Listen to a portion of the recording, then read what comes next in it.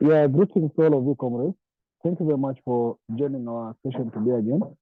As usual, this is our Thursday Consciousness Study Group, where we meet every Thursday to study the philosophy and ideology of the common Nkrumah called consciousness, written in a book called Consensusism, the philosophy and ideology for decolonizing Africa.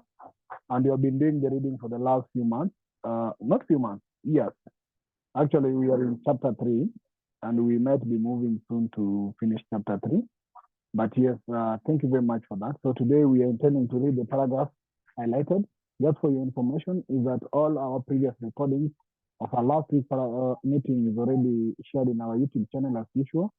And we are actually grateful for those who have been watching and viewing our videos. If you find time, kindly just share with more members of your group about this, what we always do. So today our reading will be focusing on the paragraphs I've highlighted.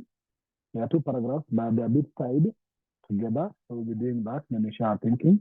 And once again, greetings to all of you who have joined us from all the way from Zimbabwe to Tanzania, to South Africa, to my friend in Uganda, from Uganda, here in Kenya, and all parts. And I know more will be joining us from other parts of the continent. So welcome once again, and let's continue the discussion today. We've been dealing with ideology and society and ideology. And yes, we've been digging deep towards ideology. Last time we learned about instruments of ideology. That the ideology has to express itself in various instruments. We check our previous reading is that the ideology then employs, it's already based on what we did last time, then you just go here, you say that I have said an ideology seeks to bring a specific order into the total life of its society. And to achieve this, it needs to employ a number of instruments. So we were looking at those instruments. The ideology of a society displays itself in a political theory, social theory, and moral theory. And uses these instruments as instruments. It establishes a particular range of political, social, and moral behaviors such that unless behaviors of this sort fall within the established range, it will be incompatible with the ideology. What I mean, what Nkrumah meant, is that may also be expressed in the following terms. Given the ideology of a society, then some political behaviors will be incompatible with it, and some other political behavior will be compatible with it. Given a socialist ideology, for example, the political dictatorship of capital will be incompatible with it. There's always a definite range within which socio-political theory and practices must fall if they are to conform to a socialist ideology. Thus, ideology displays itself in moral theory and practice. In the account of some Greek philosophers, in the last chapter, I suggested, as Nkrumah suggested, how a humanistic ideology held implications for political theory and illustrated this mainly from Aristotle. So today, we are going on with our reading now by this paragraph to paragraph highlighted. Therefore, as usual, I would like to request any member who is willing to read for us to actually go ahead and read for us those two highlighted paragraphs. Then we'll go around and share thinking on the paragraph. It's just a continuation of ideology. Anybody willing? A gentleman, our sisters or our brothers here, anybody willing? As long as you read for us slowly, so that you can also take time to adjust what you're reading. Welcome once again. I can read King Brother Pigeon. It's Portia. Yeah, sister. Okay. Yeah, please, Sister Portia, go ahead. The ideology of a society is total. It embraces the whole life of a people and manifests itself in their class structure, history, literature, art, religion. It also acquires a philosophical statement. If an ideology is integrative, integrative, pardon that mispronunciation. In intent, that is to say, if it seeks to introduce a certain order which will unite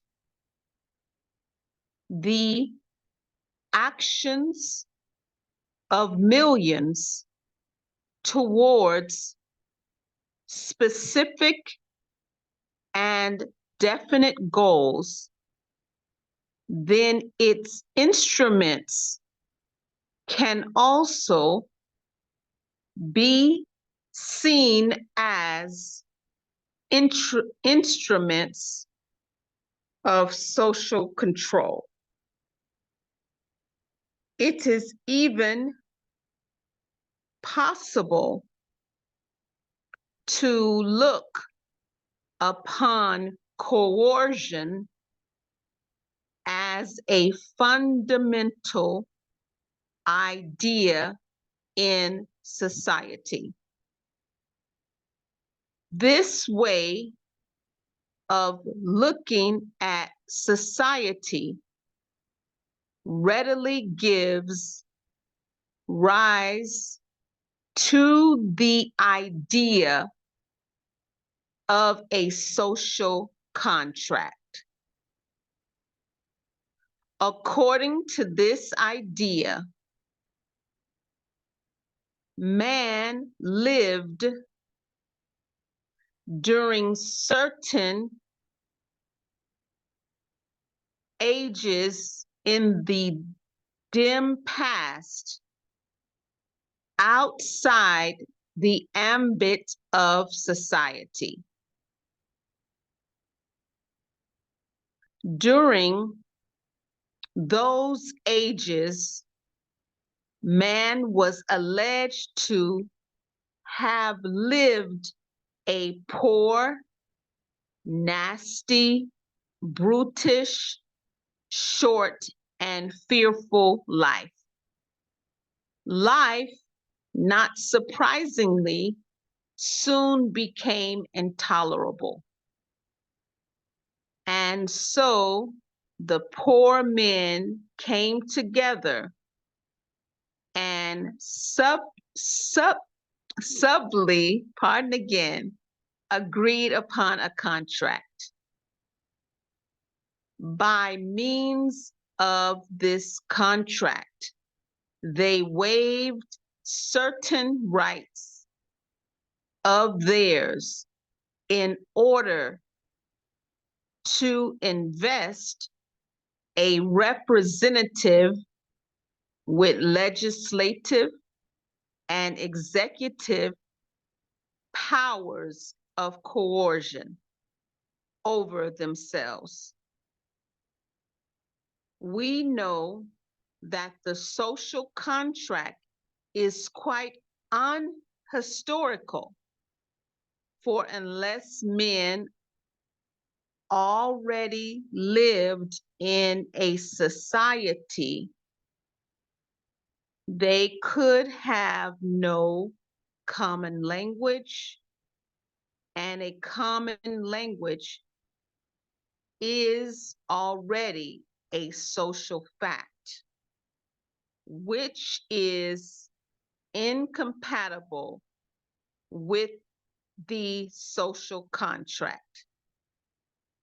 Nevertheless, howsoever it is that societies arose, the notion of a society implies organized obligation. Thank you. Thank you so much, Mr. Portion. That's our reading. And once again, welcome to those who have just joined us now. Sister Grace, Brother Joseph, Brother Coco, feel most welcome. Now, Sister Portia has read for us the reading for our today's class, which is highlighted, talking about ideology and now bringing the element of social contract. Now, today, we actually want to explore the profound ways of how ideology shapes society, and we want to also unpack the needs of social contracts. So our discussion will be based on actually this text that has been read. Key points of our discussion will include total ideology. As it is being introduced in the beginning, that ideology is of a society is total. So we are going to look at total ideology and how ideology influences every aspect of society. That includes class, structure, history, art, and everything else, and how that ideology also serves as a unifying force. We're also going to look at the social control, which is also here. The integrative ideology, how it can be used to coerce or align collective action towards specific goals, or even prompting question about freedom versus obligation. We're also going to look at the social contract needs. Now, the social contract where individuals cede rights to a governing authority is historically unattainable since also lack of common language. So there's an element of social contract and there's also common language that's coming in. We are also lastly going to look at the organized obligation. So how society, regardless of its origin, implies structured obligation that might bind individuals together. Some of the key questions we want to ponder around today include: one, how do we see ideology shaping our society, art, religion, or even class dynamics today? And is coercion a necessary tool for a societal unity, or does it compromise individual autonomy? And why does the social contract theory endure despite its historical flaws? What are the organized obligations in our current society, and how do they impact us? And how can we critically evaluate the ideologies guiding our actions and fostering our unity? I will take time to at least comment on some of these issues highlighted here, or as you comment on the text. Please pay attention to some of those issues that is part of our key issues for discussion. The total ideology, social control, social contrast, organized obligations, amongst other things. So once again, thank you very much. And today I would like us to, I will do it differently. I know many members who are always coming, we always give them opportunity at the last minute and we don't have time to say this. So I'll start with them who always maybe come late in terms of giving comment to start us off. And that will be in this order. I'll start with Elder Sam. I'll go to Brother Coco. Then I will actually move to, if you can hear me, I'll move to then General Anunnaki. I know most of you are the ones who get the opportunity late and maybe you get a short time to contribute. So permit me to start with you first, then I will come to those who always get the time to contribute first. That way we'll be able to have you an opportunity to share your thinking as well. So Elder Sam, please share with us your thoughts on this. Thank you, Brother Pigeon, and everybody on the platform. I think my understanding is that we have already seen, and it has now been confirmed, that the ideology plays a major role in all societies, and it's almost like when they say it's total, it's all embracing. It touches all the social aspects, the economic aspects, and so forth. So the dominance of this ideology is what they are really talking about. And the only little strange thing that I hear in the passage is, in me, there's a question mark. It's as if they are saying it is the poor men who brought about the social structure or the social contract aspect. But in my understanding, it is always people who in power who come with this organized society and how the rules and the laws of that society are going to be implemented. But it's as if in the passage, it is the poor men who then felt, because we are poor, we don't have any say, let's come into this social contract. But we all know that the social contract, even if it comes from the poor people, it is a social contract that they get into with whoever is in power. So in both ways, I believe there should be a give and take situation when such a contract come in. And in our current societies, unfortunately, I have to show it in my current society in South Africa, the social contract is there, it's enshrined in our constitution, a certain obligation that the state has upon us, and there's certain obligation that we have or we must give to the state. But in a current scenario in South Africa, all that is enshrined, we are supposed to be protected. And the outcry here in South Africa is that crime is at the highest level. Women, children are being killed daily. So that obligation, the state is failing in that social contract that we have. And joblessness. In South Africa, unemployment is the highest for years.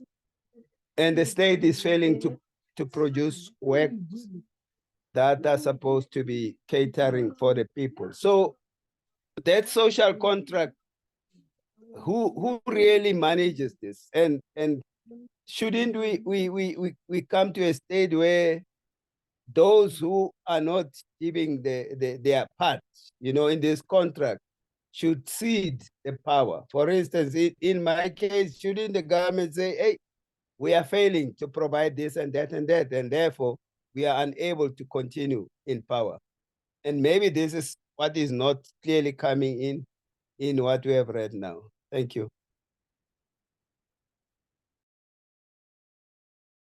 Thank you, Elder Sam. I know you're questioning a bit on the origin of social contracts, and you see the passage is saying that during the dark ages, man was alleged to have lived a poor, alleged, and I like the word alleged, to have lived a poor, nasty, brutish, short, and fearful life. Life, not surprisingly, soon became intolerable. And so the poor men came together and subtly agreed upon a contract. By means of this contract, they waived certain rights of theirs in order to invest a representative and legislative and executive powers of coercion over them. I know you are raising the element of whether was it really something originating from the poor, or whether it's the rich that will always try to determine some policies and direction on a society takes. I think that was all your concern, Elder Sam. Yes, I think the issue is what came first. Was it not a state already established when people said now to balance the effect, we must come into a social contract? Thanks. Thank you. I think it reminds me when I read, I think it's a Plato's book on the Republic. There's a book written about the Republic. I think it's written by Plato or is written by somebody of that sort, the Republic. So I think it explains how people then agreed to come together to form what is that government of this sort. But let me hear what you have, what brother. Sorry. Can I ask a question? Are we hearing what everyone? Oh, brother Kwame. Yeah, are we hearing everyone's view on the passage so that everyone is heard? So I'm just arriving, so I'm kind of I'm hearing you asking Brother Sam a question. You are so going to starting with the Elder Sam. Okay. So Elder Sam has shared his view. So Brother let's hear Coco, from Brother Kwame. Yeah, We let's hear started from with Elder someone Sam. else. I'm going to Brother Coco in that order. All right, thank you. Yeah, I realize, especially Brother Sam and Brother Coco sometimes do get the last minutes to share and that sometimes becomes short minutes for them. So I've decided to start with them first, if they can now start sharing so that we give them also the advantage of them having an opportunity to share at the start. Okay, that's fine. Thank you. So, welcome, Brother Kwame. Brother Coco? Greetings, comrades, brothers and sisters. I don't talk a lot, so even if you give me a minute in the end, I manage to squeeze whatever I have to say in that minute. So I'm okay with it. Don't worry. With regards to the passage, It's interesting here because we see lots of contradictions. That contradiction I pick in the last paragraph, in which he's saying, or the bigger paragraph is saying, men came together and agreed to forego certain liberties, certain rights, in order to have an organized way of doing things, to bring order in their life and help their lives, which were brutish, short, and nasty or poor. But he's saying here they already had a language. They would have already have a language to have had that kind of communication. So in a way, a language by itself is a social fact. There's a society already. There is sort of organization. There is a rudimentary order in a way. Even though he says it's incompatible with the social contract, the language is, once it exists, there are some things which have already been agreed upon, right? There are some concepts that have already been established. The rules of engagement, what we call a cow, what we call a horse, what we call a hoe to cultivate, it becomes a social contract in a way. But here, what he's trying to say is that ideology, even though is all-encompassing, but it comes in different forms. There are different forms. Don't expect an ideology to be all standard, all the same, all one size fits all. It's different. It can be to create order. It can be coercive, and it can be integrative. By integrative means it allows everyone to get along. It helps the society to harmony, to bring the harmony in the society. And I think on that note, we have to remember what he had said earlier. He said to us, don't think that ideology is something that only helps people to get into power. Ideology is also something that helps people to stay in power. Once you have a well-defined ideology, you are able to stay in power and defend the society in which you have created through that ideology. So this, you can see that is a continuation of that ideology evolves, ideology changes depending on what you want to achieve through that ideology. And I think by quoting the man in the dark ages, he was trying to break it down to its at the base level, the basic level, where man did not have anything. How did man come about bringing up about stuff? You could argue that maybe what he just did was move all the way up to legislative representation, executive powers of coercion over themselves, when we could talk about a casual development of that ideology. It cannot just move from basic level where we just have the language agreed. We have kinship. We'll have to have kinship, and kinship rules. And then from kinship rules, then we have to integrate with other societies and then move beyond that. So this is to give us a challenge again to understand, where are you as Africans? Are you realizing this ideology in which you have encapsulated? Is it your an ideology which is compatible with your lifetime? And can you realize that it depends where you are as a nation, as a people? He references social class there. The ideology we have in Africa right now, it's more of to maintain the upper classes and protect them through capitalism. Is that the class structure that we want? or do we want to get rid of that? But these are the questions that we as Africans would have to answer by ourselves. He's not giving us those answers here. He is sort of challenging us to think again. He's always asking people to think. Thank you.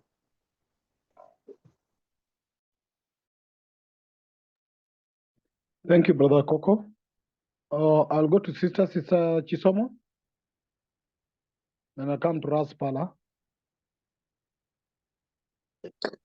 A bit early for me. I'd like to hear other people's comments, and then because I think last time I was here we discussed ideology, and I kind of said what Brother Coco said, that ideologies evolve. So can I give it to someone for now? Thank you. It's okay. We will always pass. Just also maybe have some thought on the social contract that is coming in this particular moment that was not there in the previous chapter as well. But yes, let's go to Ras Pala. Jonanunaki? Yes, son of the league. Yes, my lord. Okay. Okay, for me, what I get from here is basically the history of the white man in a nutshell. Because from what I get, okay, on this sentence where it says, here, where it says, during those dark ages, man was alleged to soon become sorry, man was alleged to have lived poor, nasty, brutish, short and a fearful life. Life surprisingly soon became intolerable. So the poor men came together and subtly agreed upon a contract. Highlight subtly agreed upon a contract.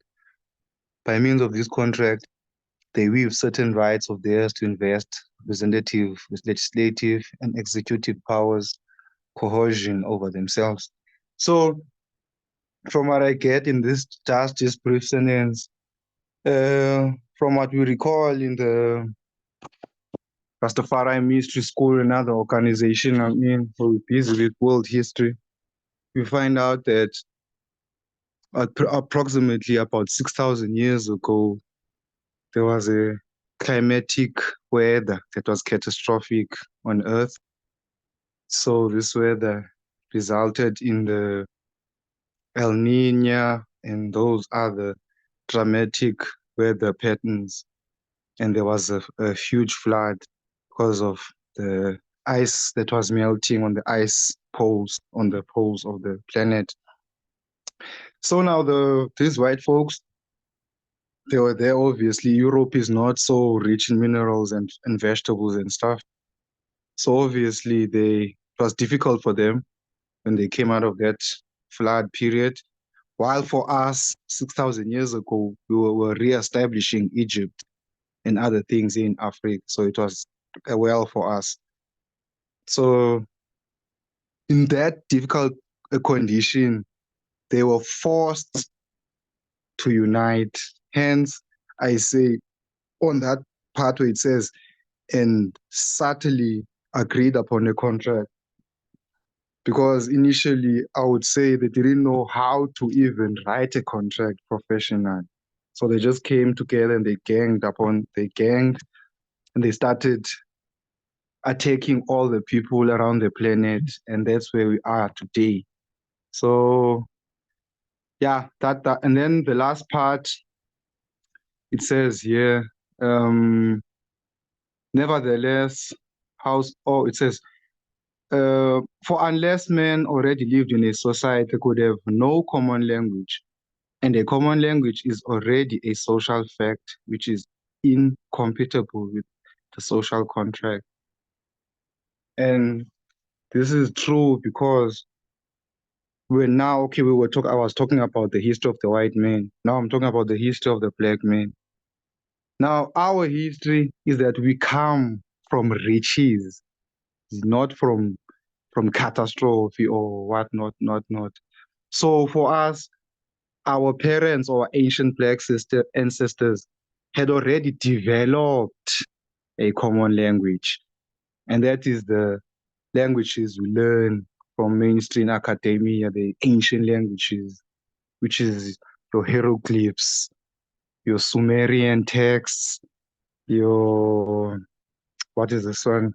Then the old Indus Valley, the Sanskrit, all those languages are ancient African languages. So that is a clear evidence that there was already civilizations we had, and the languages are the proof, and that the languages such as French, English, all these languages are made up languages that are not even older than 500 years ago, and they are based on languages that are already there from the African people.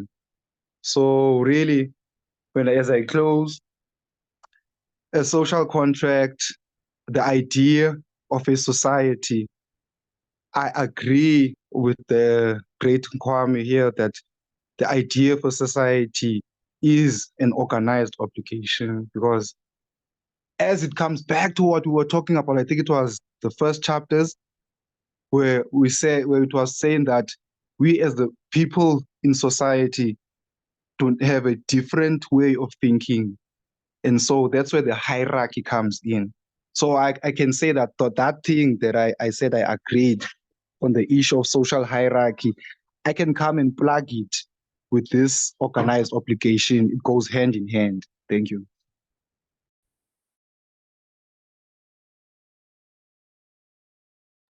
Thank you, Raspala. Let's go to Sister Portia. Sister Portia. Okay, thank you. Greetings, everyone. All right, the first sentence, it's saying society equals ideology. The second sentence expounds on the first sentence and says that total, that totalness, it encompasses perceived class, taught literature, learned religion, for instance. The third sentence goes on to say that ideology is equaling this type of mission statement. So if you want to know what an ideology, the core of it is its mission. The fourth sentence, in this ideology, it's seeking order, and that order can be synonymous with control.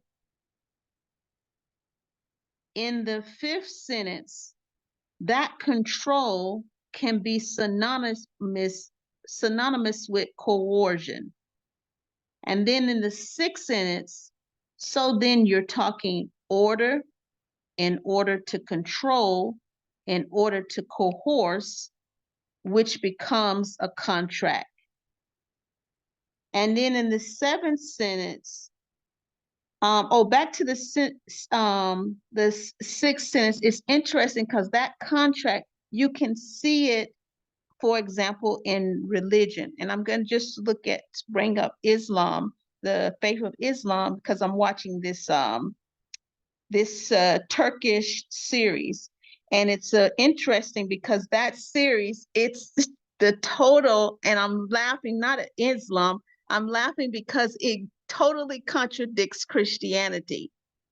When I was growing up in the United States, it was filled with Christian symbols. And now I'm looking at this Turkish soap opera, and it's filled with Islamic symbols. And one of the things the characters do right before, if they're dying, is they declare who their faith is. And so that is a contract, how I see it. That is something they have signed up to do according to their religion. And then the seventh sentence talks about a viewpoint on how man began. Now, I know some months ago we said, if Dr. Nkrumah, when he said men, man, he was still talking about women. I'm again just going with what the text says, and the text is giving a viewpoint on how man began. It doesn't say how woman began. And then the eighth sentence, that viewpoint is saying now that that beginning wasn't ordered. And the ninth sentence goes into another viewpoint that goes to the word that I couldn't pronounce last time, anarchy, which what I have seen before, I said this some months ago or last month, that I have seen in all of these ideologies, no matter how they may talk about another ideology as not being the ideology, one of the common themes that I have seen in all of these ideologies is none of them, and I know there's ideologies on anarchy, I'm not talking about that.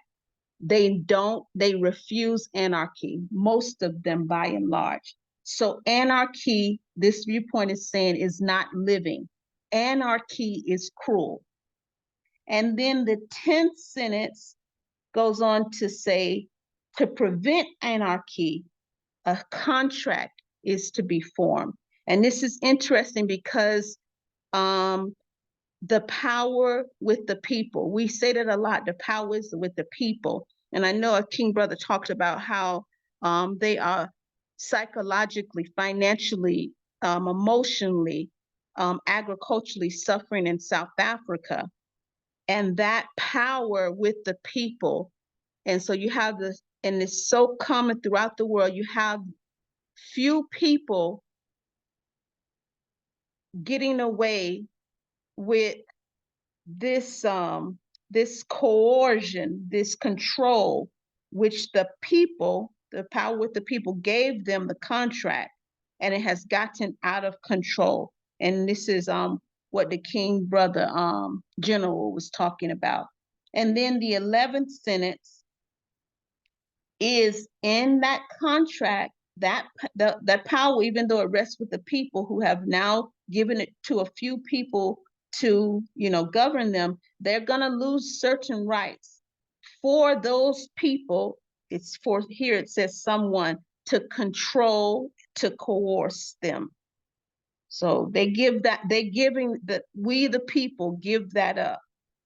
And then the 12th sentence, that one I didn't comprehend. I read it 5, 10 times and I still don't comprehend. So I'll be wanting to hear more of someone's analysis on the 12th sentence. And then the 13th sentence, societies form nonetheless. And what I heard that just shook me, society equals obligation. And this is why, for example, I have seen throughout past events, rebels, unless they win or unless they become martyrs, they are not tolerated by societies, or hermits. Yeah. Or the women who don't have children. They get really ridiculed by society. I yield. Thank you, Sister Portia, for sharing your thinking with us. Elder Joseph? Yeah, thank you very much. Good day to everybody. I've been thinking about the passage very much, and it calls for a lot of thinking, deep thinking. But I would say this passage is oriented from a male patriarchal point of view. I come from a school of thought that says that society evolved through women who were the first leaders, the first, a lot of stuff. And this doesn't take into consideration the role of women in the evolution of society. But nonetheless, I think this has to do a lot with the evolution of European society by and large. And so therein lies the constraint or the limitation in being expansive enough to include the prior European evolution. Because one thing I learned is that prior to the accession of the patriarchy, under the matriarchy, there was no war. Whatever issues were settled, under the guidance of the woman. But of course, with the grabbing of land and the changing of the deity from the lunar to the from the lunar to the sun. I mean, I'm trying to find the word, the solar. Yeah, you had the change in all kind of sentiment and so on. But I think if we want to look at practical example of how the ideology, as we come to understand it, affects the whole of the total society, we can look at, for instance, under slavery, everything was done to confirm the inferiority of the slave, of the enslaved, sorry, let me use the word enslaved. And as such, the stripping of rights, the dehumanization, and the subjugation to the point that the language, even that we use in here now, which is the language is described as the blood of the soul. And then if people are linguistic, they will know that one of the passages in the Christian scripture that a lot of Christians and so on hold on to is that part that says in the beginning was the word, and the word was with whatever. I wouldn't continue. But so that language, and of course we are told, like in Genesis, God said this and God said this and that will happen. So words and language play a key part in the formation of the psyche, and affect the psyche of the human being. So I would say that we can look at that in the context of what is happening now also, where everything is done to satisfy the objective of capitalism. Unfortunately, if we don't dig deep enough, we will still be carrying on various aspects of capitalism without us knowing. Like I posted a couple things, a couple quotations and so on, which I hope that could help you to expand. And one of it is how we are affected in so many subtle ways, whether where we are required to smile, or where we're required to buy something or whatever. In some way, you can say we are puppets. We may not like that, but we are pulling a string. Because, for instance, we have a language which we have little control of, which we still have to turn to the oppressor for meaning and explanation through a dictionary and all that kind of thing. So all of that we need to look at deeply. And I agree with, I think maybe the last speaker, so that said that, or the previous speaker that says, this, maybe Brother Coco, he doesn't leave any, it more or less he's challenging us to think rather than to look like giving solutions. Because regardless of the period, the age we live in, we'll be confronted with various challenges that might be so complex. And you can't take a simplistic approach to anything. I used to teach social studies. And one of the things I learned, I thought about was that society emerges and then it creates institutions, which is basically rules and regulation, punishment and rewards and all that kind of thing like that. But these same institutions change over time. It also has actors in the institution. It's in the end, it gives way to other institutions, as we have seen, and Kwame have expounded it even more, even so, from the last stage of imperialism, also new colonialism, and so on. So we've seen that it things evolve until you're ready to, and I think we got the prescription of two weeks ago, where you abolish the four steps of that what we need to be continuing to do. I don't remember the other three right now. They're trying to contribute, but so it It was is. abolish, replace, Yeah. defend. Yes, this is what I mean. So we always had the and constant. maintain. Yeah, so we have to constantly be doing those things. I mean, be at guard for those things, because not not dogmatically, but from a practical point of view, we have to live practical lives.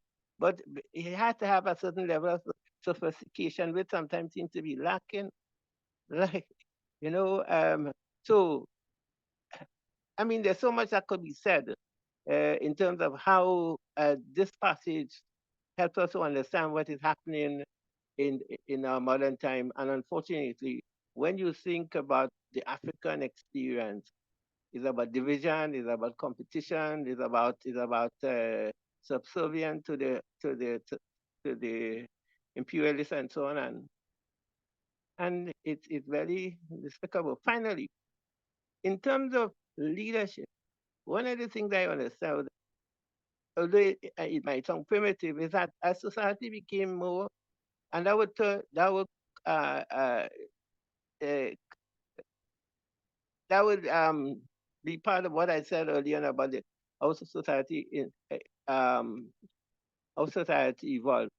But my understanding that early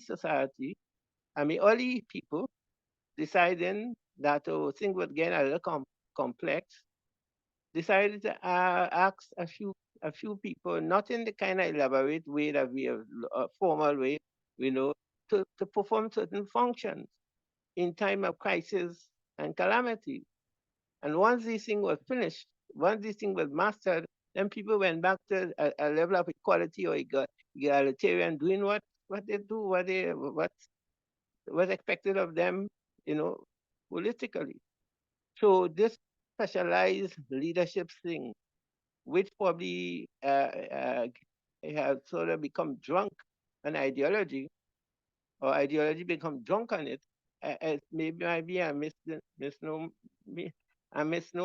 because when women manage the situation, they didn't have much difficulty, because if you notice, I mean, women and life is very closely related, and they have a better understanding than we men. I will stop here, sir, because I think I'm probably going off a little time. Yeah, brother Pigeon, can I come in here? Can I remind us all that we need to be making philosophical arguments, and when we state certain facts, we must be sure that those facts are true. So, Brother Joseph, for instance, says that. Brother Joseph, correct me if I'm wrong. This is what I heard you say, that matriarchal society are peaceful. Is that what you said? I want to be sure that's what I heard. No, I said words. I mean, when the matriarch, and I'm not referring to more than I'm No, saying, hold on. Just answer the question. I'm asking, did you say that they are peaceful? Yes or no? They were peaceful. Is that historical and anthropological fact that you are Yeah, if stating? if you read the feminine mystique and other literature, you would see that it's not widely, because Brother we live Joseph, in. I'm asking, are you making an anthropological and historical statement or not? That's all I'm asking. Well, maybe both. But it's not true, is it? Well, It's it's not. not It's not true that matriarchal societies are inherently peaceful. No, I'm not saying I'm saying they were, because before they were overthrown by the patriarchy. The matriarchy.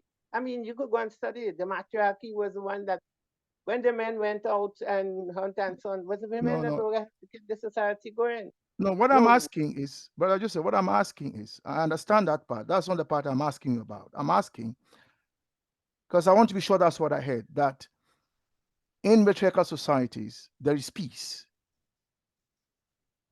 But they were peace. They were not just what, they were not land grabbing and so on. Land But grabbing it's not came with the true. patriarchy. That's what I'm asking you. Are you making an anthropological and historical statement? Because if what you are saying is making a historical and anthropological statement, it is not true that throughout human history, matriarchal societies have not fought amongst themselves. It is not true. I'm not saying throughout history. I'm saying at the beginning, the first society that Which beginning are you talking about?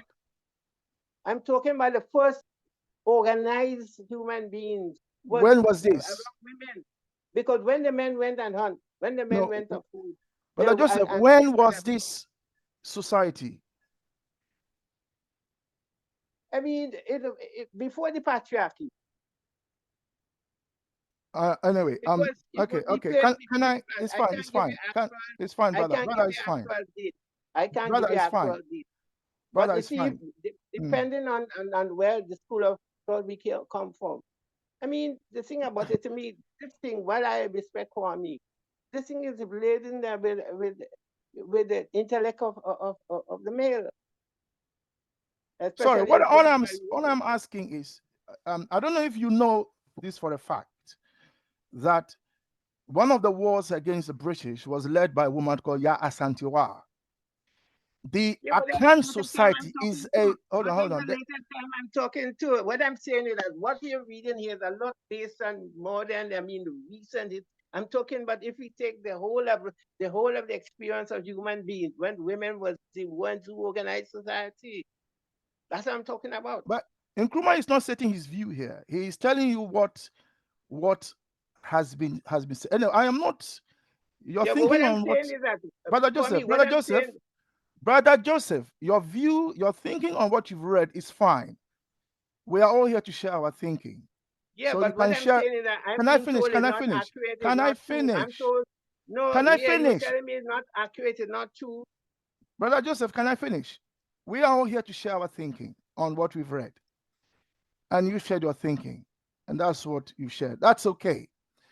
What I am asking you is, you made a statement, and I'm asking you, is that an anthropological and historical fact?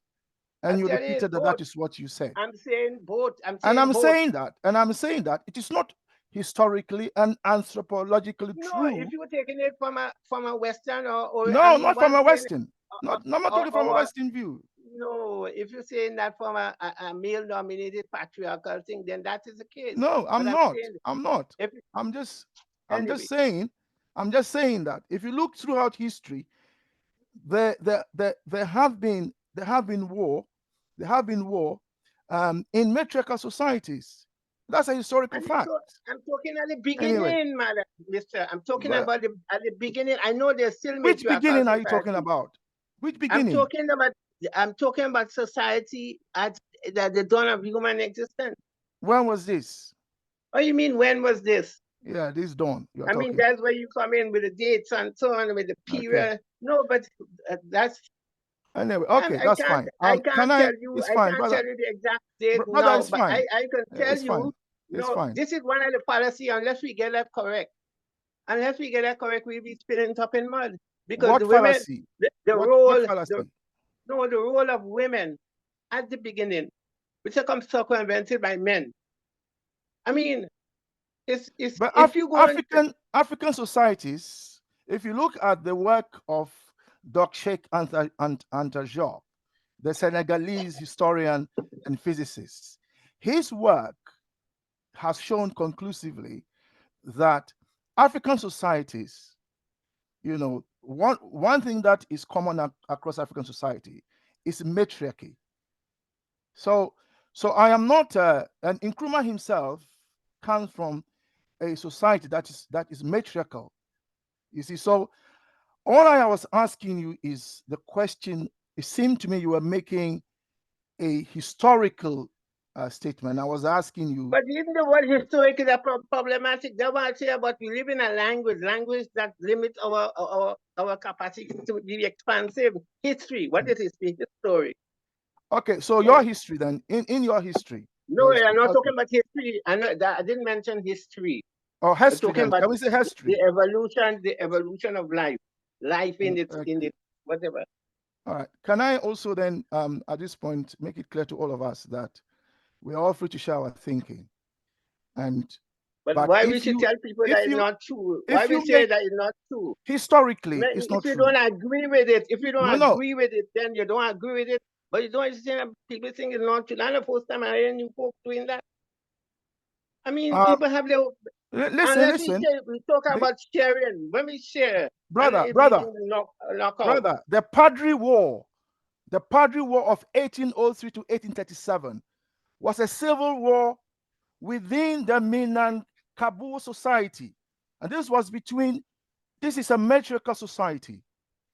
This is even not long ago. This is in 1803 to 1837. But that's modern history, which is influenced by so I'm saying, collection. Yeah, but I'm not talking about modern history. I'm talking about life itself, the evolution of life and the role of women. But women, this war was fought by women, brother. No, I don't care about this particular war. Okay. That's the problem we have. Okay, thank you.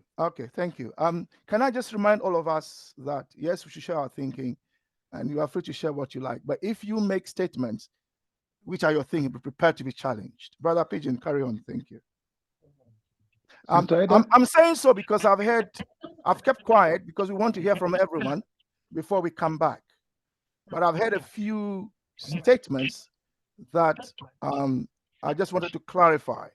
So, Brother Joseph, this is a clarification. There is no problem, brother. There is no problem. It's a clarificational question. Brother Pigeon, carry on. Thank you. Sister Ida, please come in, Sister Ida, and then from Sister Ida we'll go to John. Then from John we'll go to Sister Lorraine. Sister Ida? Well, I was just coming in because of the argument that was carrying on, because I really don't understand why we're arguing about whether matriarchal society was worked in a more just way than patriarchal society. To me, I've never heard of particularly bad things that have happened under matriarchal society. I've heard of women being prepared to fight and in fact leading on the fight. So, I accept what Brother Joseph is saying. I also slightly accept what Brother Kwame is saying, but I feel that, people's views to share must just be, unless you can actually state that such and such, but then do it in your turn is what I would say. Because I think it's an undignified argument we've just had, because nobody has won out of it in that there is no real conclusion out of it. So I would just ask that, when we get heated, can we just step back a bit and just maybe put things in a different way and wait till it's our turn to state what we think in a way. I agree, Brother Kwame, that you've always sort of tried to steer us, and we appreciate that. But this argument was a bit too painful for me. Sister Ida, can I say that if it came across that way, accept my apologies. I was merely trying to get clarification on something that I thought I had. That was all. And I've done so in the past, and I have asked for clarification. I agree with you. We didn't have to turn into an argument. I hope that I wasn't trying to make an argument, and I would hope that Brother Joseph also wasn't trying to make an argument. So perhaps because the way it came across, accept my sincere apologies. Thank you. Brother Joseph, I hope you accept that in the way it was given, and that we can just move on. If it's for me to say what I think of what we have read, I would say that it's interesting that people think about that social contract is quite unhistorical, because I wonder in our time, when we see, or though we're not hearing about it so much, but people leaving Africa to try to get to the West for a better standard of living. I look at this thing to do with social contract, and I think, but it doesn't really affect everybody, in that it doesn't help everybody. So that would be my thing about the passage. It's an interesting passage. And I don't know that I think that ideology necessarily incorporates everybody. You know, I have reservations. I think that's the best I can say and the best I can put it. Thank you. Thank you, Sister Ida. Let's go to John. John, then we'll go to Sister Lorraine. John Achuka. Yes, thank you. According to this passage, yes, I'm on. Am I clear? Comrade Yes, Pigbin, go am I ahead. clear? Yes, we can hear you. Yes. Thank you. According to this passage, is ideology a social contract? This was Nkrumah's statement. I would personally say yes, but with the reservations. Ideology need not to be a social contract because it cuts across the political, the social, the economic, and even other emerging spheres of life, like now technology and so forth. Because as Africa, we have failed to transition from doing things the way that were traumatized when slavery and colonialism left us. We still incline or look at every direction we take to be more social sensitive than it being direct to the cause that we must decide. What do I mean? When you look at the current leadership climate in Africa, there is a sense in which it follows a certain pattern. Governments are after grabbing the attention of the people without leading them to a clear path. It is why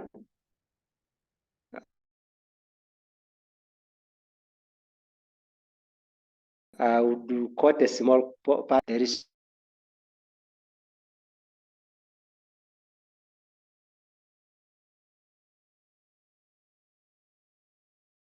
one strange man, Mwai Kibaki.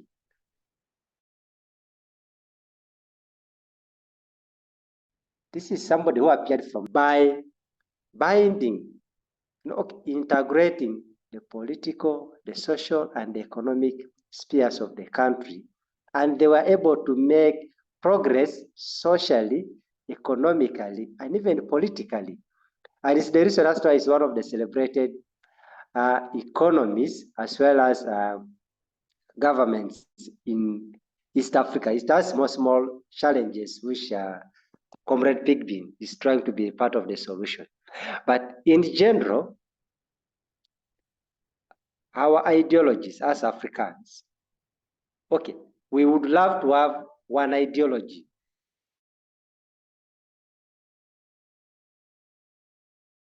But we are pegged back. For example, maybe you operate as a Ugandan, your own ideology, which is against your brothers to the east or to the north. And yet, the world has clearly told us that you cannot live alone. Meaning, we need to come up with something that defines our political and social thinking. And all this will touch on the people's lives, and we shall be able to move. People will be able to appreciate the fact that they have a role. The famous American president said, ask not what you can do for America, ask not what America can do for you, but what you can do for America. As we speak, what is that? That's motivating a young African down there. Apart from political hope, and somehow you have to squeeze through the economic barrier. When we compare with, for example, the recent countries that have just shown us that it's possible, I will always use India and China. The Chinese and Indians have something they're working on, right from the grassroots up to the apex of government. There is a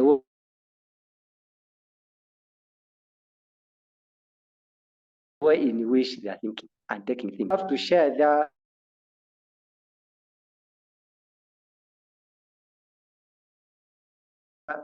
transformative agenda of supremacy in the world.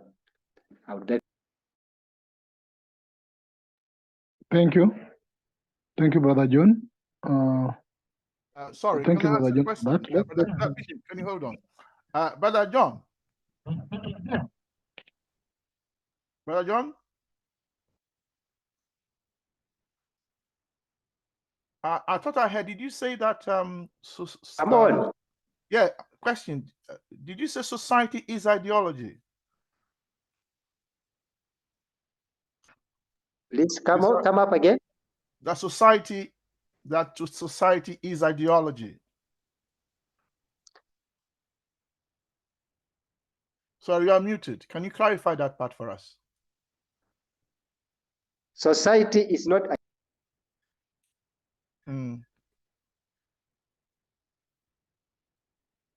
You are muted, brother. Society is not defined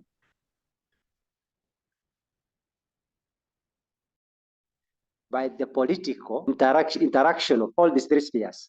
And that's what forms a society. How they think, okay, how they define, how they want to move politically, socially, and economically is what constitutes an ideology. And therefore, an ideology cannot be a social contract.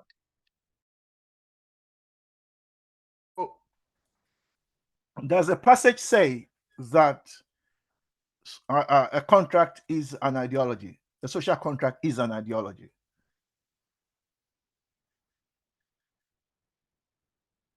You are muted, brother.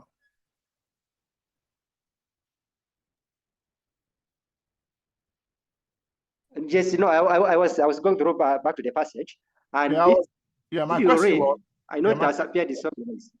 My question was, are you saying that the passage is saying that the social contract is an ideology? So that's my question, because that's what I thought I heard.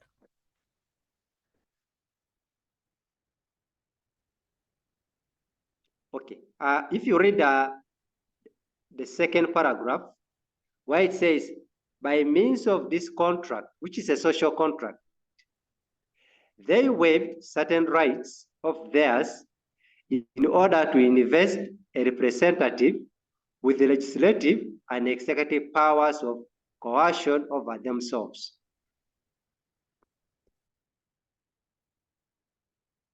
Yes. So how does that mean that the social contract is an ideology? According to the passage, they are presenting it as an ideology. But to me, it is not, because an ideology cannot be purely social. Okay. An ideology must integrate the political, the social, and the economic. Thank you. Thank you. Let's go to the next person in line is Sister Lorraine. I've got your message, so I'll pass for now. I'll go to Sir Windhoek and also Sister Kaleki Shine. Those are the two members who have joined us who haven't shared their thoughts so far. And Brother Glenn, I know you also don't have a mic, but in case you like to speak, let me know as well so that you can come in. Let me go to Sir Windhoek. Sir Windhoek? Yeah, evening. No thoughts. Oh, that was too quick. I have not even read the passage. I have not even read. But hope you're fine. Yeah. You're fine? Yeah, no, I'm fine. I'm just late. I came in late. Okay, thank you.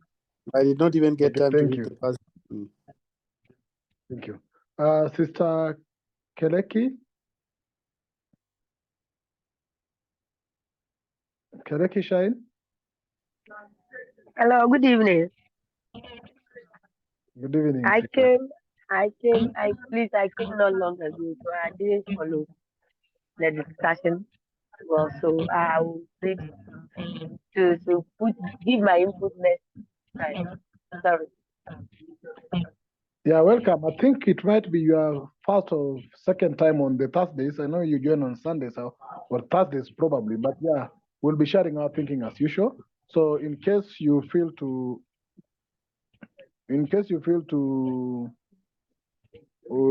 come in anytime, you're free to come in. So, Brother Kwame, it's to you now. You can share your thinking. I know. Let me read what Brother Elder Glenn said. Thank you, brothers and sisters. Apologies if my intervention earlier came across in a certain way. As you know, I am almost like a chair and a resource person for our meetings.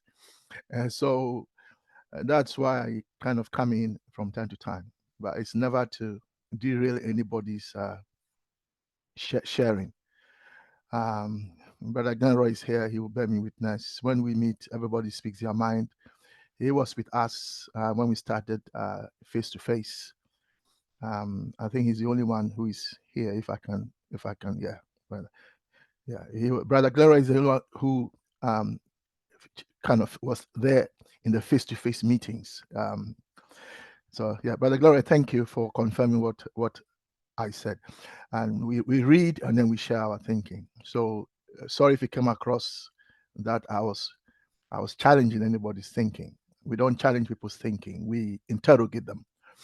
And at the same time, we do ask clarification on facts when you make certain facts, if you make factual statements. That we do. And we also say that if you state your thinking, which you have a right to do, remember others also have a right to share their thinking and they may challenge your thinking. But we do it respectfully, we do it supportively. So I think Sister Ida is right to say that the way the question and the answer and then came across, it sounded more like like a disagreement rather than a sharing of thoughts. So as I said earlier, we apologize to everyone for that. So I think I use the word I think because we share. I think Brother John is right to say that these poor people who met and signed a contract, a social contract, mistook that for an ideology. That it wasn't an ideology. I think brother John is right. Historically, I think Brother Joseph is right to point out to that although this is not what he said during the agricultural revolution, it meant that women took more control of society, and they planted crops and so on. And so it brought some kind of peace. Men and women, the men still went to hunt in some cases, but the woman was in control at home, and therefore there was some kind of peace. So yeah. In terms of the passage we are reading, the ideology of society is total. So my thinking is that it's not saying that if you go to a society, you will find an ideology that is everywhere or that everyone subscribes to that ideology.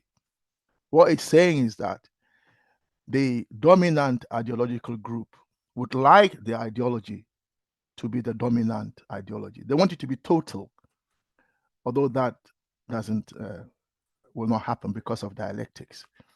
If you go to any society today where there are elections, and yes, they all fight to win government, but every party would like to be the ruling party forever and ever. That's really their hidden desire. They would really like to be the party that rules forever and ever. But so what he's saying is that, but it doesn't happen that way, where there are elections and they are not rigged and so on and so forth. So what he's saying there is that the ideology of a society is total, in the sense that that's what it wants to do. Not all of us here will agree with capitalism. I know brother Coco doesn't. Yeah. And a lot of us here don't. However, we live in a society where the dominant economic policy is capitalism, whether we like it or not. We may disagree with it, but that is what we are living under. It doesn't mean, because we are living under, it doesn't mean we agree with it, but that is the dominant economic system. And so whether you like it or not, we all use money. We buy food. I think there was a brother some years ago, Brother Pete, you remember him, who was saying that we shouldn't use money. And then you asked him to explain to us what that kind of society would look like, and he couldn't explain properly. You remember, brother? So there are brothers and sisters who think that money inherently is not good, and that society can live without money. And certainly it is a case that historically we have had societies that live without money, that if you wanted to exchange goods, you did a barter. You didn't use it through a medium of exchange, which is money. So this ideology embraces the whole life of a people. So although you agree, whether you agree or disagree with capitalism, whether you agree, so if you lived in a colonial society, whether or not you agree with the colonial government, their ideology embraces you anyway, whether you disagree or not. And that's what he's saying. And it manifests itself in their class structure: history, art, literature, art, religion, and so on. In other words, what Nkrumah is telling us is that history, literature, art, religion, and the class structure are all instruments of an ideology. Let's remember that we're reading chapter 3. And in chapter 3, we are looking at the relationship between society and ideology. And that is why we are reading what we are reading. And ideology, basically, its purpose is to integrate the whole society. Yeah, that is its intent. And when we abolish, replace, defend and maintain what we believe, we also will have that intention, that we want Pan-Africanism to be total in Africa. That's what we also want. Well, and guess what? That's what the enemy also wants. Hence dialectics, or a dialectical society. So ideology is integrative. That's its intent. Therefore, it will introduce a certain order. And the purpose of that order is to unite all the individuals in that society. Okay, and therefore its instruments, by its instruments, we mean things like history. And brother Joseph is right to point out to us that history itself is, I know he didn't put it this way, but that's what I'm sure he meant, that history itself is an instrument of an ideology. Therefore, we should not believe every history we hear, because that could be pushing a particular ideology. So history, literature, art, religion, education, the military, parliament, the judiciary, name them, they are all instruments of an ideology. In other words, they are instruments of social control. In other words, they want to control the society. And why control the society? So that the society is in line with the ideology. I know we use ideology in a lot of ways, but we keep reminding ourselves that there are only two ideologies on this planet. Yeah, there are only two ideologies, two main ideologies. And then these ideologies have, if you like, siblings, have children, and they have many, many children. And so people talk about ideologies. The first ideology is idealism. This is the one, not first in the sense that it came first, but first in the sense that I'm saying I'm stating that first is idealism. Idealism says that our universe, the universe in which we live, including our planet, including our galaxy, that it is constituted by spirits and their ideas. Now, if you ask a question, so what is it that made that this earth is made of? The answer is spirit and their ideas. That is what it says. Then the second ideology is materialism.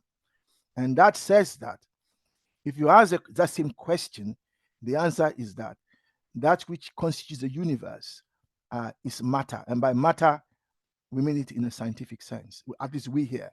We mean the building blocks of the material universe. Atoms, electrons, within them electrons, protons, neutrons, within them quarks and all. Our brother, the physicist is not here. He will join us as soon as he can. You don't know who I mean, Brother Carrington. He's going back to Kenya. He says he will join us when he's settled. So when he's here, he will break these things down for us. So that is what we mean. That is materialism. Now, then what Nkrumah does is that he takes a detour to look at social contract. Okay. Now, let's remember. So Nkrumah is reminding us, in terms of how others have viewed the social contract. And the story he gives there actually is not his personal story. That is what he's telling you the theorists are saying. And I don't know if you know, but those words, specifically poor, nasty, brutish, and short, and fearful, these words actually are from the political philosopher called Thomas Hobbes. So Thomas Hobbes was an English philosopher. Interestingly, he lived during the time of the English Civil War. And his opponent, you won't believe this, his opponent was John Locke's father. You remember John Locke, don't you? We looked at John Locke. John Locke's father fought against the royalists. And the royalists fought the parliamentarians. And the parliamentarians, as you know, formed their own army. And they fought the royalist army because they wanted freedom. They didn't like the way the monarch was running England. That was James I. Now, this John Locke supported James I, and he was a royalist. So he opposed John Locke's father. You will recall that John Locke is the one that wrote documents that define the American Constitution. Yeah. And John Locke is responsible for writing the documents that talk about the separation of powers. The judiciary should be separate from the legislature, and the legislature should be separate from the executive. It was John Locke's work. That work of John Locke also came out of the English Civil War. But then guess what? So did what Thomas Hobbes also said. Why did Thomas Hobbes write all this, as Nkrumah is pointing out to us? Because Nkrumah is not agreeing with Thomas Hobbes. That's not why he's telling us these things. That's why in the next paragraph, he tells us that we know that the social contract is quite unhistorical. Because in other words, it's not true. It has no basis in fact. Now let's go back to what Thomas Hobbes said. Thomas Hobbes argued, and to cut a long story short, what Thomas Hobbes was arguing about the social contract and so on and so forth. What he was saying was that what England needs is a monarchy. In other words, what society needs is a monarchy. And that the royalists, the anti-royalists, the parliamentarians during the English Civil War were wrong to be fighting the king. And that the king was right, that if there is no king, this is what will happen. Society will become nasty, brutish, life will be short, because, he argued, society will return to the state of nature. Now, again, we have brothers and sisters here, Sister Portia, General Naki, Sister Grace, Brother Sam, Brother Coco. And if you ask our brothers and sisters, they will tell you that that is not how we see the state of nature. For us, the state of nature is Ubuntu, where actually there is peace and harmony. So this state of nature that Hobbes is talking about is not our reality. And so in that sense, Brother Joseph is right to point out that this is not our reality. The way in which it is put doesn't reflect our reality. And I agree with him.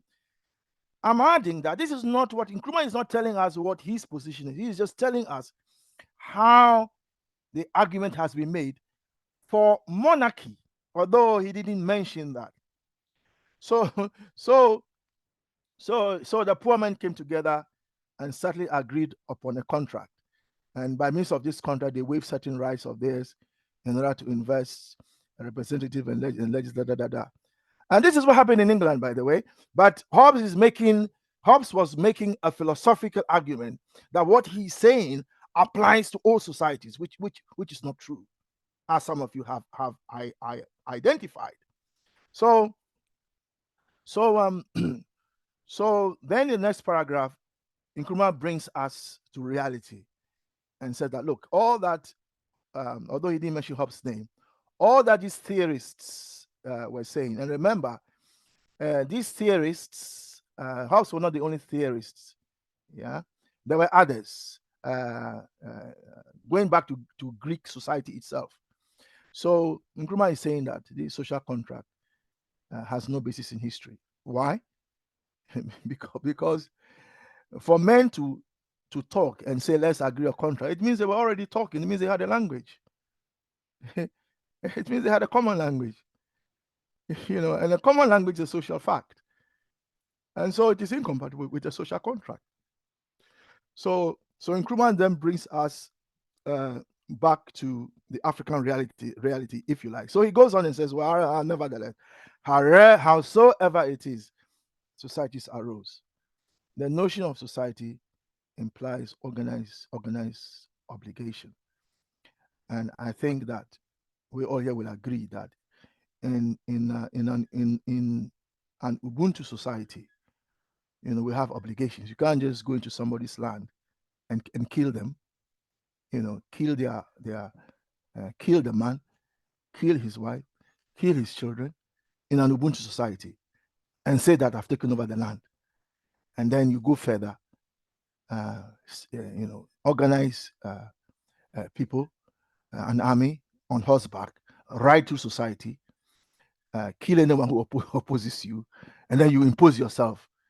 That kind of the obligation implied by Ubuntu says that should not happen. It doesn't mean it doesn't happen. It does happen, but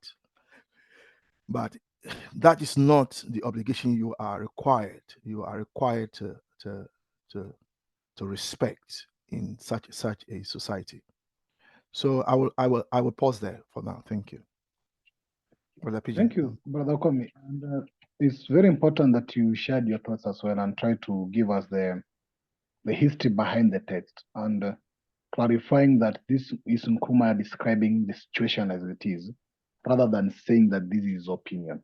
And I like if some of us who are new, I've observed several times that Nkrumah takes a method of his writing to first of all expose you to what was said. So what was going on? What is it that is there? Then he brings the contradictions, he starts pointing the contradictions and the weakness within what was going on in order for him to arrive at his position, which is very critical enough in terms of how he analyzes situations. And I think that's why this qualifies to become a philosophical text. Because rather than just trying to impose your thinking, you first of all make the reader understand the situation as it is, what was going on or what is being claimed. Then from there you can now be able to start poking and getting the weaknesses and coming up to what you call to the solution. And I think it's very important that you've illustrated that this doesn't mean that Nkrumah supported this position, but is reporting what was there as it was, then move extra mile than just being a philosopher who reports, but now to analyze those weaknesses to come up to a conclusion. And I've seen in various chapters, we will talk about 2 chapters, Nkrumah then arrives at a position towards the end of the chapter. And I believe from all this that you've been discussing, there's towards the position that Nkrumah will arrive at towards the end of this chapter. And that will be a position informed of all this analysis. So it gives you the advantage of both sides. Rather than fixing, you are thinking to one direction. And that's why we are here to share our thinking. And from what you've shared, I know there are members who did not share their thinking. and there might be members who want to share their thinking, or maybe ask anything for clarification for the minutes we have. They might take this opportunity to ask anything or put more questions to this. And I know you need to also help us in this particular moment. This is actually sharing our thinking. And maybe if you have a question, we'll always find a way on how we can elaborate that. Is that okay, Brother Kwame?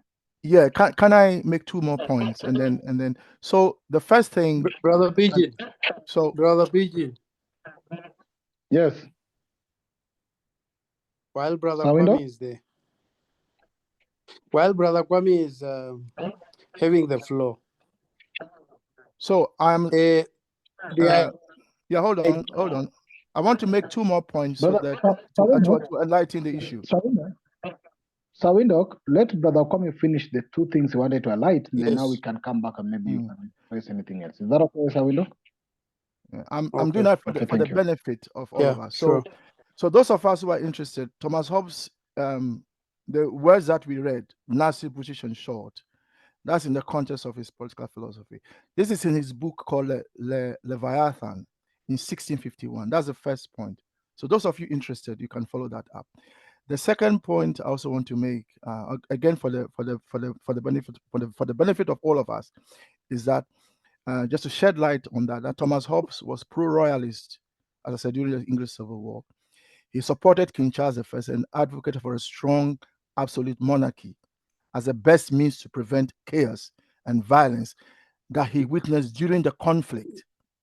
And he took a position because he was a mathematical instructor to Charles, the Prince of Wales at the time, while the royalists were in exile. And it is his experience with the royalist court that influenced his political philosophy, especially his argument for absolutism in the book called Leviathan. So his support for the monarchy was rooted in his belief that only a powerful sovereign could maintain peace and prevent the destructive war of every man against every man. That's civil society of what I said. So Nkrumah is not supporting absolute monarchy, although somebody would argue that he went on to set up a one-party state. Thank you. Thank you, Brother Kwame. Just for your information, I've been able to upload the book from our library because it's there, the Leviathan. So it's already in the chat. So somebody might want to take advantage of it, maybe download it. Excellent. And review what Brother Kwame is already in our chat. Okay, thank you for that. So, comrades, that's about hopes. The book is there. The book Brother Kwame is referring to, I've shared in the chat. You can follow up on that. Now, Sawindo, you can come in. Sister Lorraine, thank you. I see you are saying you may be leaving earlier, but thank you. Let's meet again on Saturday or next week. Thank you for being with us, Sister Lorraine. Sawindo? Yeah, I want clarity on 2 sentences. The first one, where Nkrumah say the ideology of a society is total. And the second one, it is even possible to look upon coercion as a fundamental idea in society. What does those 2 sentences mean? Okay, thank you, Sawindo. But let me hear, Sister Portia, do you have a question or a contribution so that maybe Brother Kwame can respond to these questions? Then maybe you can come with the contribution. Sister Portia? Yes, I have a joke probably. I wanted to say to Professor Kwame, your ideology is that there's only 2 ideologies in the world. Okay, let me go to my question. Sorry. Sister Portia, I must apologize. I meant 2 philosophies. I misspoke. there are 2 main philosophies. Yeah, sorry. I wanted to joke with you either way. Either way, philosophy or ideology, that is your ideology. I'm joking, Pro. Okay, let me go to my question.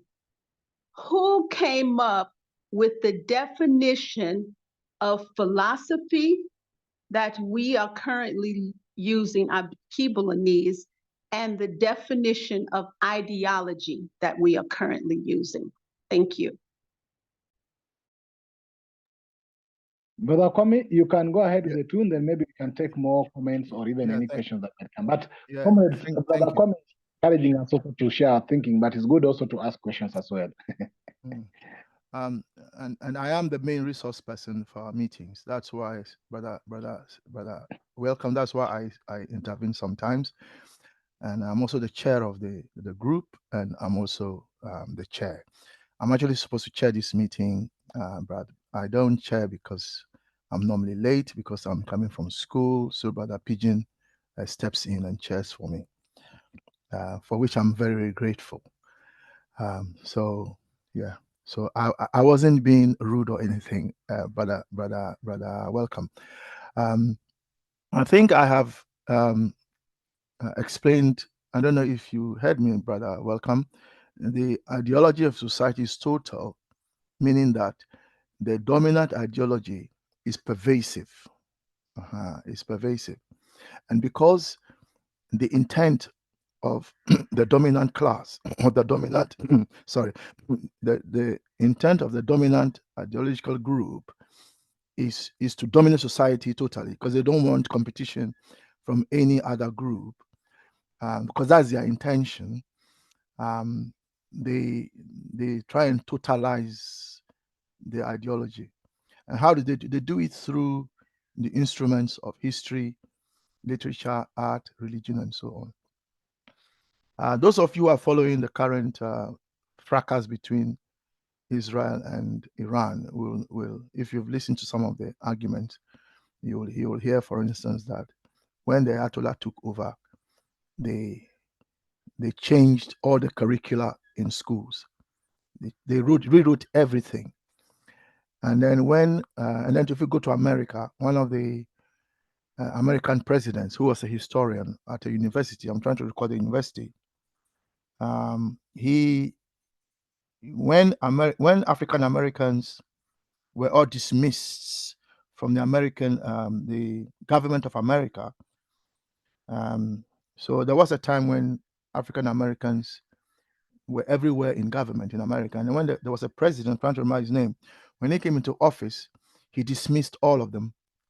And then because he was a historian, he rewrote the history of America. So the history of America that are taught to American children does not mention a lot of things. They've kind of whitewashed it. I'm saying so to say that is what ideology does. It really wants to rewrite everything: history, literature, art, religion, everything. So, brother, welcome. That is what it means. So that's what the ideology of society is total mean.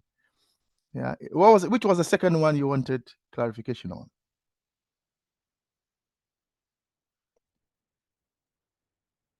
It was the sentence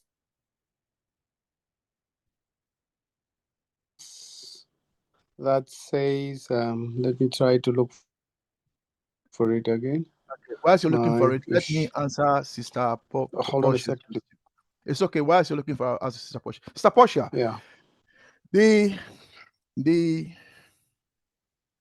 philosophical position of materialism and idealism comes from Africa.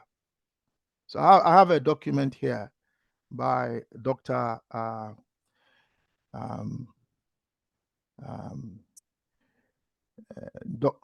Dr. I'm trying to remember his full name. He has passed away now. He led an American Department of African Studies for a long time. I think it's Joseph Buchanan. I think Brother Anu Institute, who is not here today, you recall that he told us he even met him when he was in America himself. So the work shows that materialism and idealism comes from Africa. That's where it originated from, and you can understand it as the four fundamental elements of air, of earth, of water, and of fire. So air and fire, and then we have earth and water.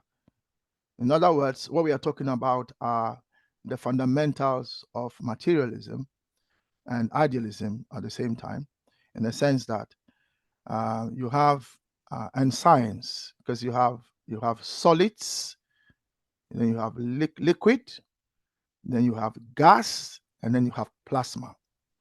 Those four things are the fundamental basis of our planet. And as you know, science then takes this up. And so the earth we breathe, for instance, is gas. The earth is a solid, and the water we drink is a liquid, and then the sun that gives us light, that is plasma. In other words, it's like fire. It's hot fire. So it's a Portia. It's African. It's not from Europeans. It was the Greeks that then stole it from our works. You recall Aristotle that we looked at earlier. He was a chief thief. Took a lot of our manuscripts and stole them. But then you remember the African queen, who married the Roman general. You remember her? She took a lot of our manuscripts to Rome as well. So that's the answer to that question. It's African, sister. Thank you. I hope I've answered your question. Kwame, pardon me, you're saying the definition. I was asking, what is the definition? Of philosophy. You're saying the definition was brought from Africa? Do you mean of philosophy? Those two philosophies, and pardon me, I'm asking clarifying, not to disrespect you. No, it's fine. It's fine. No, because I hold you in high regard, Professor. What is the question again? What is the question again? The question is, why I was asking that definition, because what we're reading now, it is alluding to that these are ideas that can form an ideology. Now, I know obviously with philosophy that can be different, as you said earlier, but it seems to me it still goes beyond, it still comes back to perception of what is or is not. And this is why I was asking, where does the definition come from? So whether it's African or European, it still is based on someone's perception. Would you not agree? Thank you.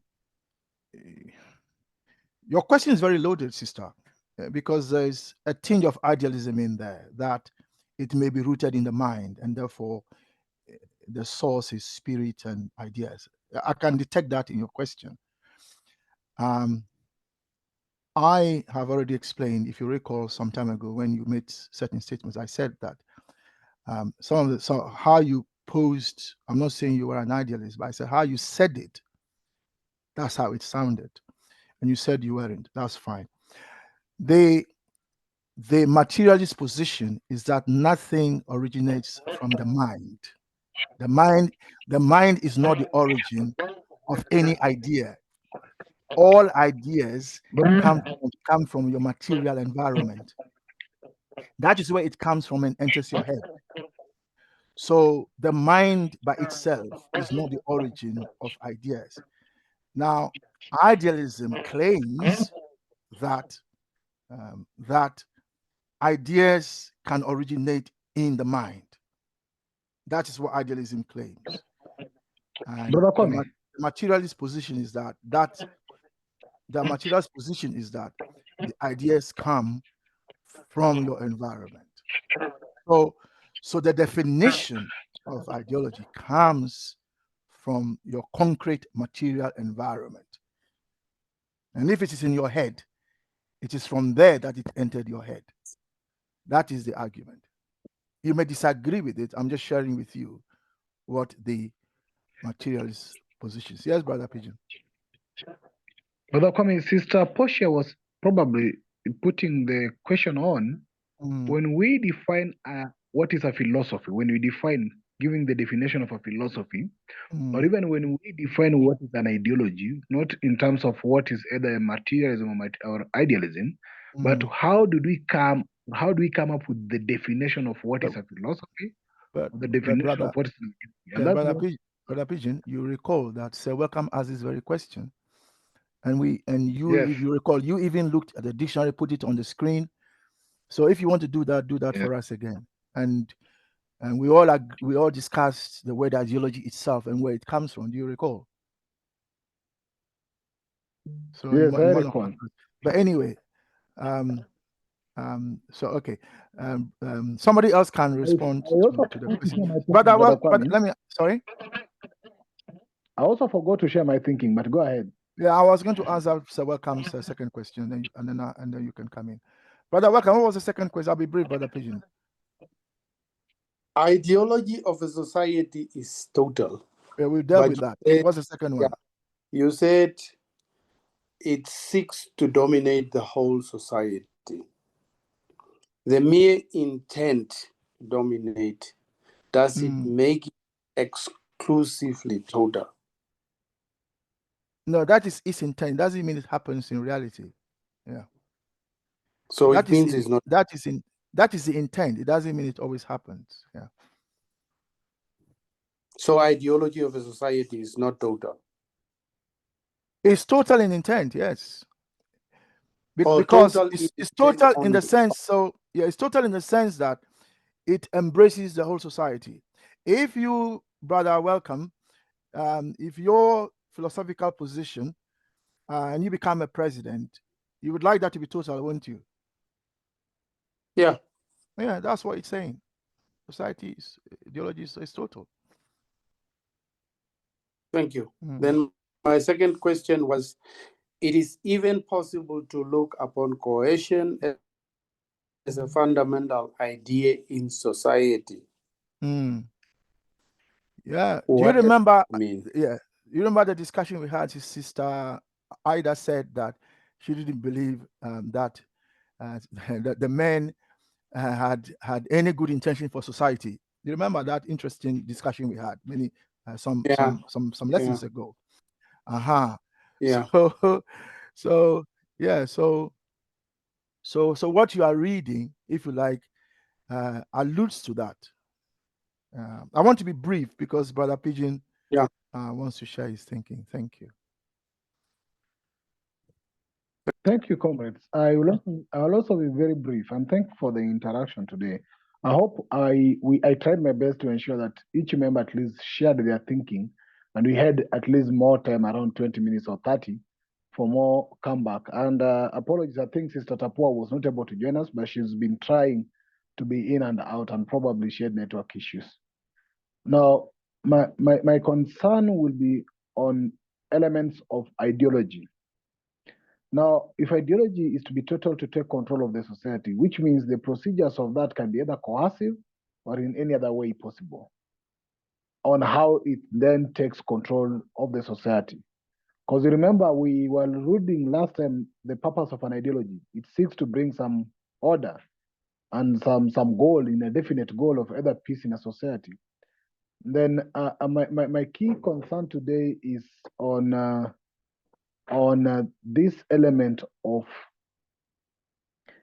the history of how people come up with government. Because I think this is what is being described here. During the Dark Ages, men were alleged to be living in poverty. And I think I quoted before, when I came across a book, I think it was written by Plato called The Republic.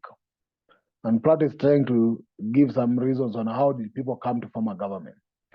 But here, because when you talk of representative, legislature, and executive, you are basically talking about this current government system, this structure of government that's either the colonial government or the imperialist government that now have the representative, the legislature, and the executive. But the element of it came in from, which is being alleged here from that definition, because even Nkrumah used the word alleged. Now, does it mean that poverty or nastiness and brutish and not short and fearful life is what made people need government? I don't think so as well. But again, I also have an issue with, of course, I understand why, because there's an element saying here that when they came together and certainly agreed on a contract, by means of their contract, they waived certain rights of theirs in order to invest a representative with legislative, executive powers of coercion over them. The issue is power of coercion. I have an issue with that. And does it mean that a society cannot move without coercion? Must people be coerced? And how can people then give a government power to coerce them? Those are key things that I'm finding it to be very issues here. So does it mean that the representative, the legislators, have only power to coerce people?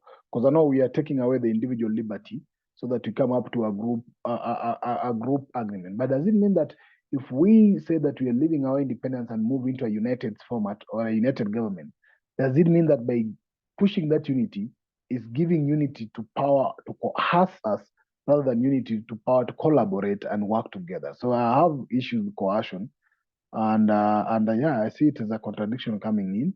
And the element of language was also a very important thing. But General Anunnaki said that we had language before they had language.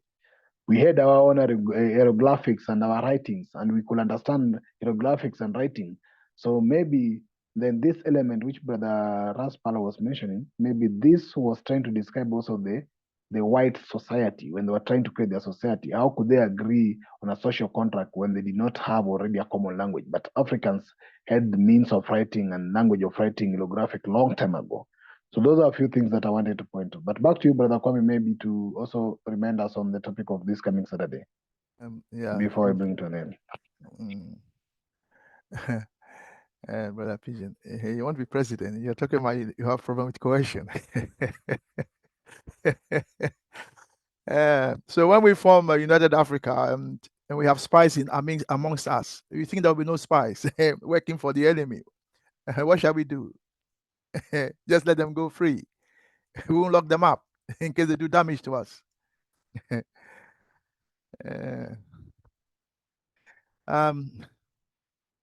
So 19th. So today is the 19th. So our next 21st will be harmonizing economic policies. That's our next topic, Saturday. Harmonizing economic policies. Thank you. Yeah. So, Brother Pigeon, announcements, and then we bring the meeting to a close. The time is 9 o'clock exactly. Yeah, thank you very much, and thank you all for attending our session today. It might be heated enough, yeah, but we always don't end it. Dialectics. It's dialectics. We are used to strife and dialectics. We call it strife and dialectics. And the good thing is a philosophical dialectics. So it's not a physical dialectics, it's a philosophical dialectics. Sometimes it can go physical, like what's going on in the world, what you're telling me, if we are not going to coerce people, which might be physical, but here is the exchange of ideas that is very interesting. So I have tried to upload all our previous recordings on our YouTube channel. I have actually shared the link with members. I request that if you might not be having time to review the recordings, but you can also share to help educate more people who might not have opportunity to join us.